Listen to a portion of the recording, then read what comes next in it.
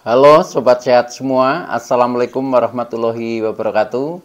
Salam jumpa kembali dengan saya Sugito di channel Berbagi Sehat, channel edukasi dan motivasi seputar asam lambung, gerd, anxiety, psikosomatis, berdasarkan pengalaman saya sebagai orang yang pernah mengalami penderitaan asam lambung, gerd, anxiety, psikosomatis.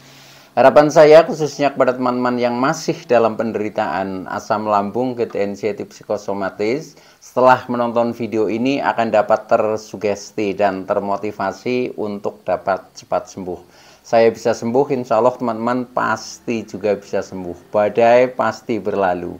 Baiklah teman-teman, pada kesempatan kali ini saya akan berbagi seputar asam lambung, gerd, anxiety, psikosomatis dengan topik tip mengatasi di keramaian agar tidak oleng. Baiklah teman-teman ya, sebelum saya lanjutkan, tolong yang belum subscribe channel ini, klik subscribe dan loncengnya supaya teman-teman tidak ketinggalan konten video-video berikutnya. Dan jika suka, klik like, selalu bagikan ke sosial media teman-teman. Semoga bermanfaat buat kita semua. Baik, kita lanjutkan. Jadi topik kita kali ini adalah tip mengatasi di keramaian agar tidak oleng ya. Karena pengalaman yang pernah saya alami ya, ketika kecemasan masih tinggi ya, rasa cemas, rasa takut, rasa khawatir, rasa was-was itu sering terjadi.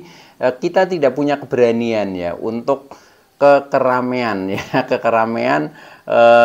Pokoknya rasanya takut sekali ya. Nah itu bahkan ketika kita sudah mencoba datang ya ke keramaian, kita ikut beraktivitas di keramaian, kadang tiba-tiba tubuh itu menjadi oleng ya. Jadi kacau lah pokoknya ya. Tiba-tiba lemes mendadak ya, tiba-tiba pusing-pusing, tiba-tiba keliengan, tiba-tiba pandangan mata itu buram dan lain sebagainya. Yang intinya pokoknya kita kehilangan jati diri lah, sehingga kita menjadi sangat tidak mampu untuk berada di keramaian ya. Inginnya kita kemudian ingin cepat pulang ya, ingin segera meninggalkan tempat itu dan lain sebagainya. Nah itulah ya, dari hal-hal seperti itu kadang kita menjadikan semakin drop ya. Maka dari itu penting ya untuk kita simak video ini sampai dengan selesai supaya tidak gagal paham. Dan alangkah baiknya ketika teman-teman juga menonton video-video saya yang lalu ya, karena di setiap video itu saling berhubungan dan saling melengkapi referensi kita agar kita akan lebih mudah untuk mengatasi segala sensasi yang muncul ya akibat dari gangguan asam lambung, gerd, anxiety, psikosomatis. Nah, baik teman-teman ya. Ketika kita di keramaian masih merasa takut ya, akhirnya kita kadang mengurungkan diri untuk tidak jadi melakukan hal itu. Nah itu sebenarnya wajar ya, wajar ketika memang perasaan kita itu belum punya nyali lah, belum percaya diri ya. Dan itu juga saya alami waktu itu. Maka dari itu saya sharingkan kepada teman-teman bagaimana tipnya mengatasi hal itu supaya kita menjadi punya nyali ya, kita menjadi percaya diri dan akhirnya kita bisa melewati masa-masa ketakutan seperti itu. Nah sebagai contoh ya, katakanlah ini menjelang pemilu ya ya, yang akan dilaksanakan besok pagi ya, Rabu 14 Februari ini 2024 ya. Ini biasanya terjadi keraguan-raguan ya, datang enggak ya, berangkat enggak ya ke TPS untuk ikut nyoblos misalkan seperti itu ya.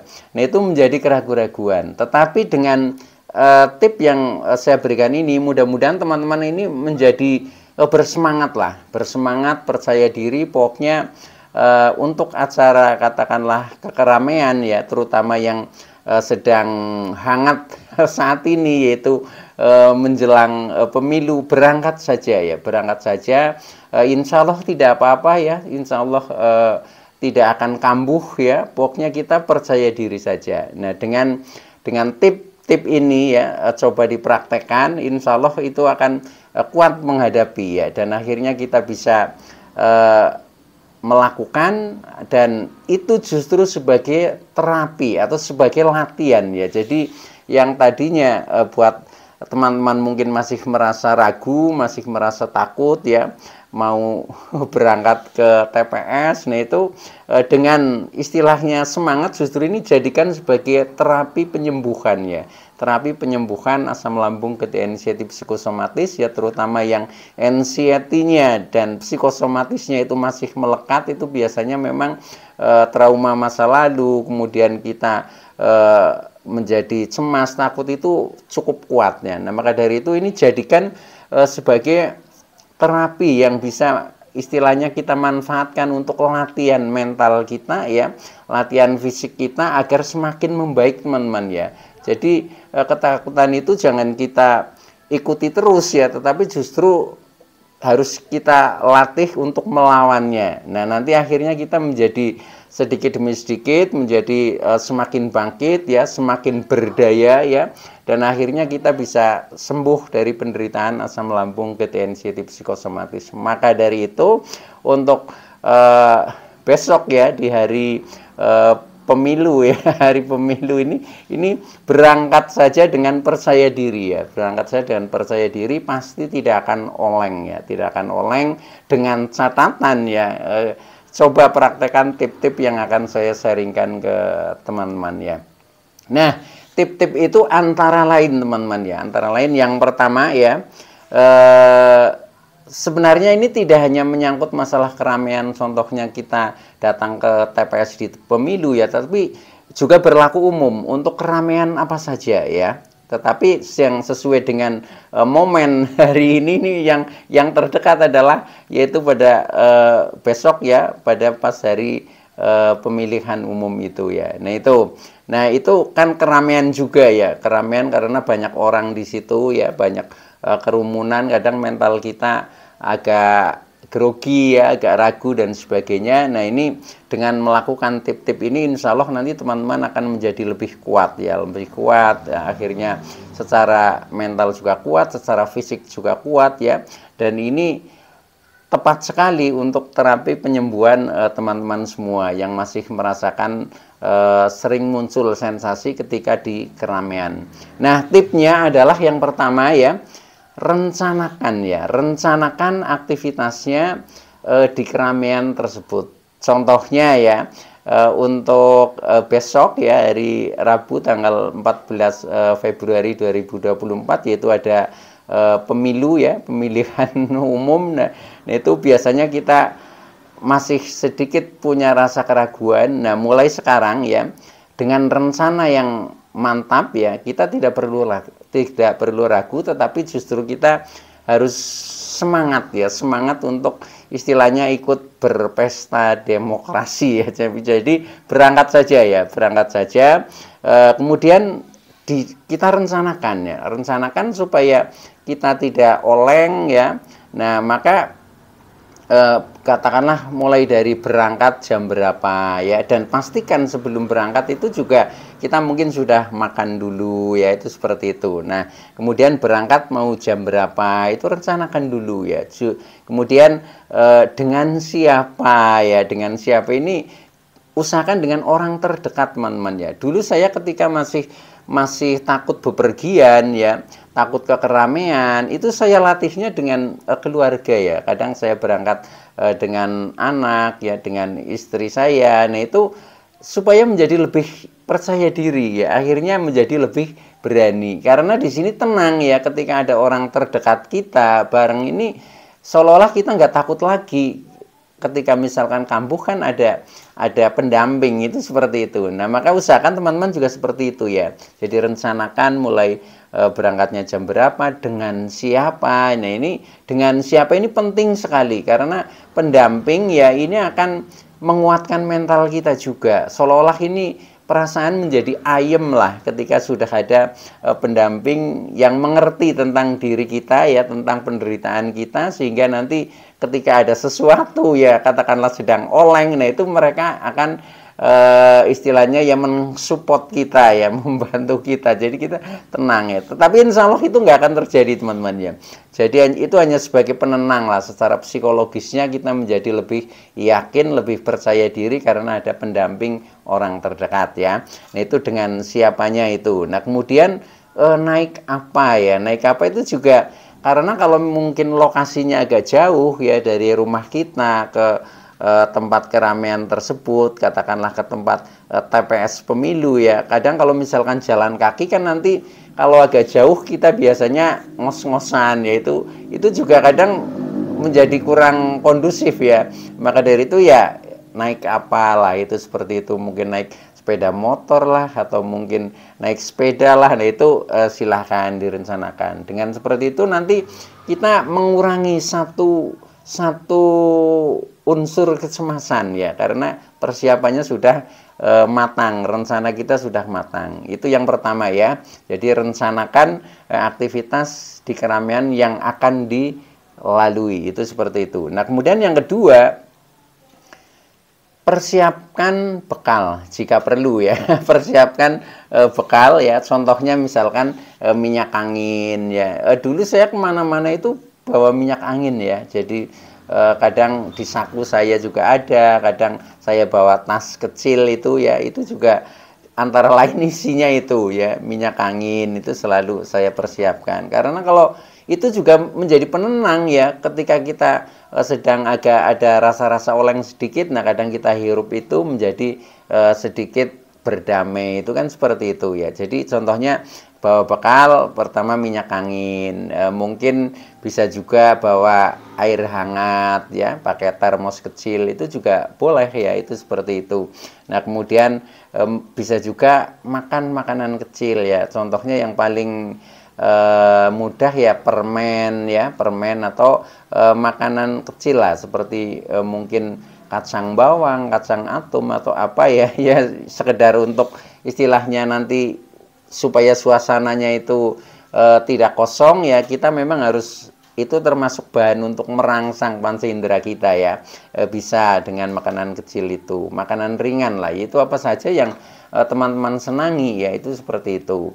Nah itu jadi persiapkan bekal, itu tip yang kedua. Kemudian tip yang ketiga ya, yaitu lakukan kegiatan tersebut dengan fokus teman-teman ya, dengan fokus, jangan mengingat trauma atau penyakit.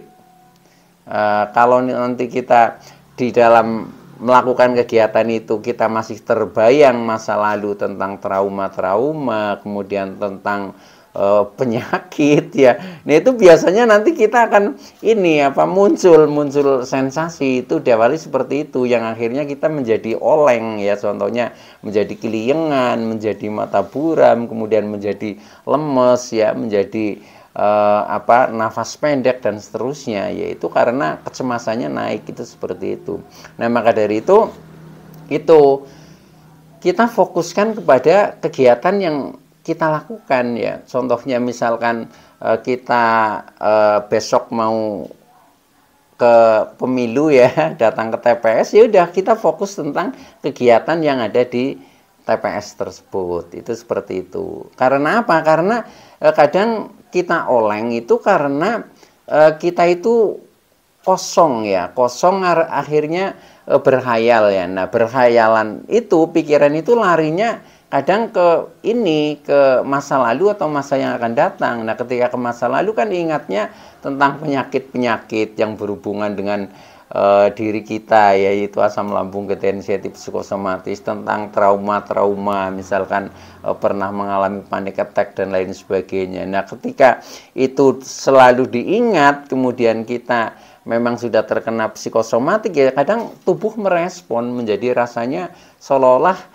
seperti itu ya. Nah maka dari itu harus fokus terhadap kegiatan saja. Kalau kita selalu isi pikiran kita kepada masa yang sedang kita hadapi, yaitu masa kini, contohnya kegiatan apa yang sedang kita lakukan, kita fokusnya di situ, maka tidak akan muncul seperti trauma-trauma ya, kemudian tentang penyakit-penyakit. Nah kalau tidak akan muncul ya sudah, sensasi itu akan baik-baik saja.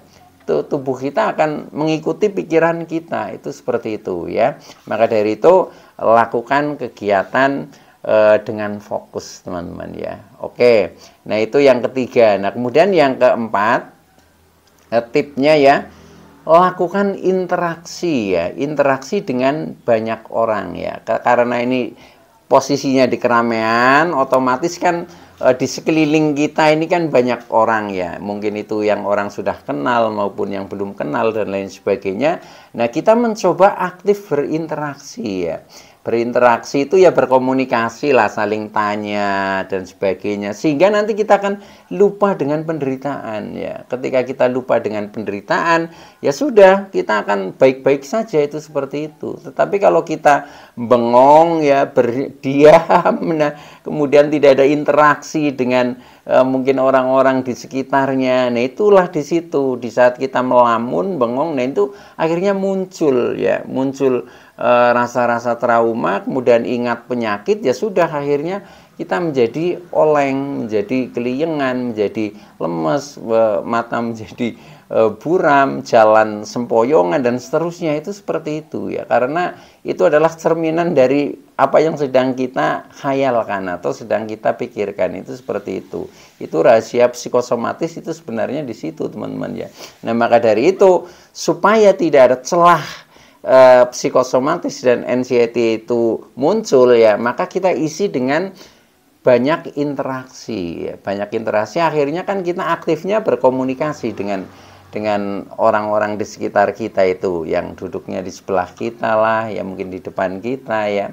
Kita sapa, coba seperti itu. Apalagi ketika kita bisa berinteraksi, bisa bercakap-cakap, kemudian sampai kita bisa tersenyum, tertawa, itu betul-betul obat ya. Jadi obat kita itu hanya seperti itu ya. Ketika kita bisa melakukan seperti itu, akhirnya muncul kebahagiaan ya. Nah disitulah kita nanti akan terlepas dari penderitaan khususnya anxiety dan psikosomatisnya itu. Nah itu tip yang keempat ya. Jadi lakukan interaksi itu. Kemudian yang kelima ya, atau yang terakhir ini, rangsang panca indera kita jika perlu.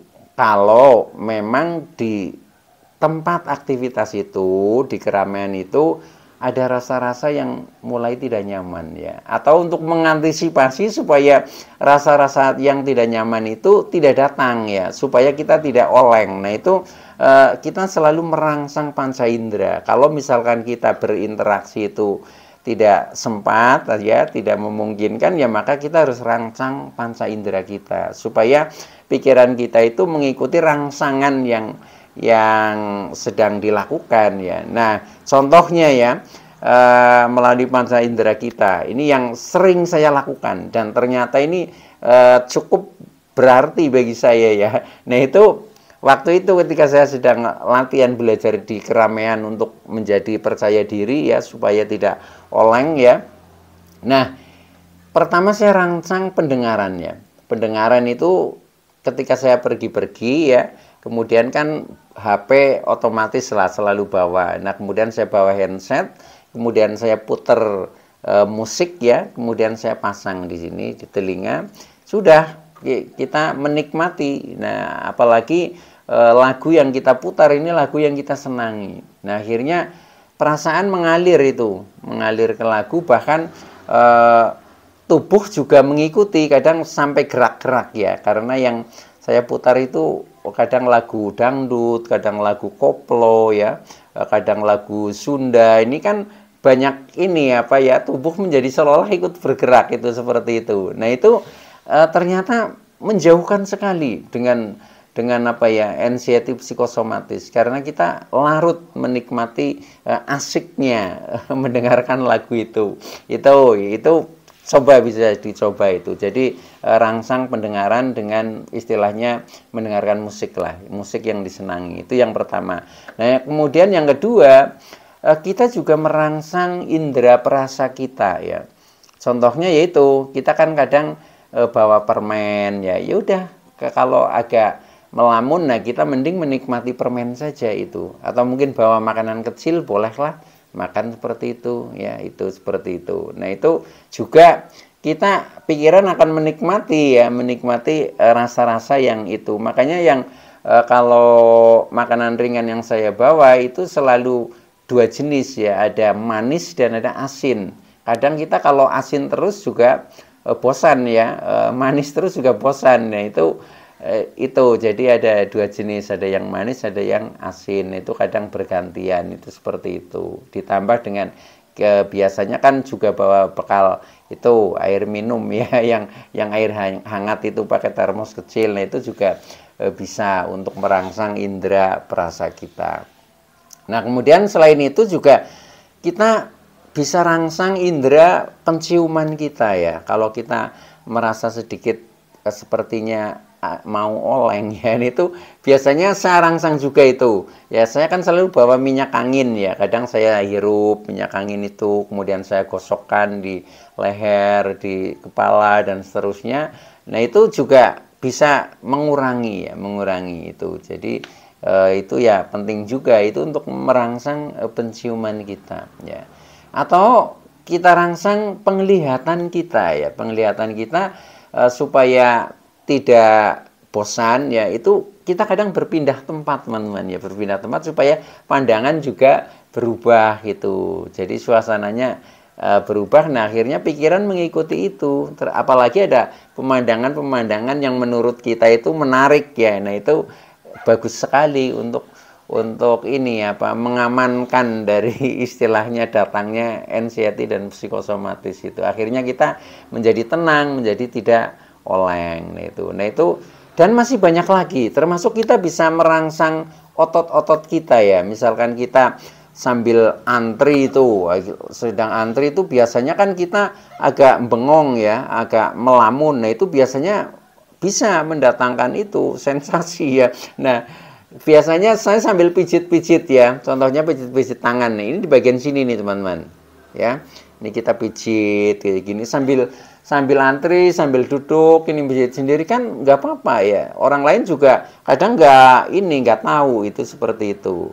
Sekalipun tahu juga nggak masalah, wong ini kan pijitan ringan oleh diri kita sendiri. Nah itu juga mengurangi juga teman-teman. Jadi banyak tip yang harus kita praktekkan. Jadi usahakan untuk kita ya yang mengalami penderitaan anxiety psikosomatis ya, juga asam lambung ya, itu memang harus aktif teman-teman ya, harus aktif. Jadi usahakan jangan sampai bengong lah, jangan sampai bengong supaya tidak melamun ya. Karena kalau ada kesempatan bengong, melamun itu pasti larinya ke trauma ya, lamunannya itu ke masalah penyakit. Nah akhirnya ya hadir rasa-rasa itu tidak nyaman dan akhirnya kita menjadi oleng. Nah akhirnya keinginan kita untuk segera pulang itu seperti itu ya. Nah maka dari itu coba terapkan ya, praktekkan tip-tip yang sederhana itu, insya Allah mengatasi. Itu dari pengalaman saya itu seperti itu. Nah baik teman-teman ya, itu dulu yang bisa saya sampaikan. Kurang lebihnya mohon maaf ya. Terima kasih atas like, subscribe, serta komennya. Saya Sugito dari channel Berbagi Sehat. Saya bisa sembuh. Insya Allah teman-teman pasti juga bisa sembuh. Badai pasti berlalu. Oke, terima kasih. Wassalamualaikum warahmatullahi wabarakatuh.